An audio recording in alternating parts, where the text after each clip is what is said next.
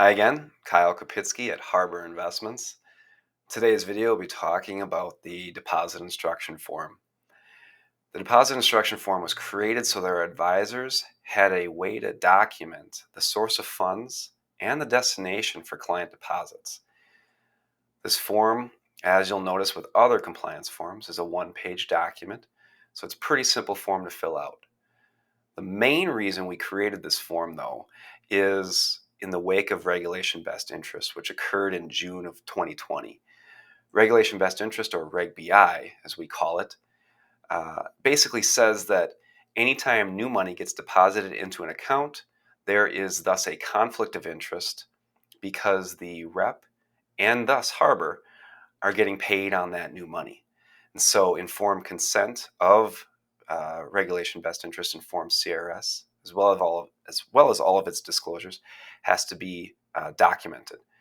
So this form was created. This form is mainly going to be used when a client is depositing money into their IRA as a prior year or current year contribution, or into a non-qualified account when that money is not coming from another investment. Okay, so let's get into this form. At the very top, you'll have the client name. You'll have the deposit amount, whether it's from a check or bank deposit or a federal wire.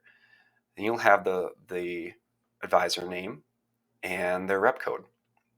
The source of funds, we've broken it down into these few categories: gambling or lottery winnings, gift inheritance, rent/real estate or home sale, earned income, or other.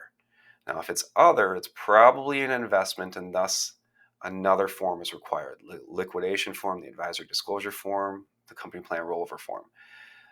So if you mark other, make sure that you have another form with it. If you mark any of the others, you're good to go. Just keep going with the form. The next section is the deposit type, and this tells us exactly where it's going. Is it going to a clearing firm? Is it going to TD Ameritrade, Schwab, or Pershing? Or it could be going directly to a direct business vendor, American Funds or Jackson National. You'll want to fill those out. And then if it is going to a direct vendor, you'll want to fill out this section so that we can properly book that check or that deposit when it comes into us.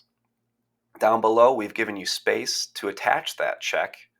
And then even below that, you'll have the ability to check prior or current year contributions if it's going into an IRA or Roth IRA. As you'll notice, there's no signature required.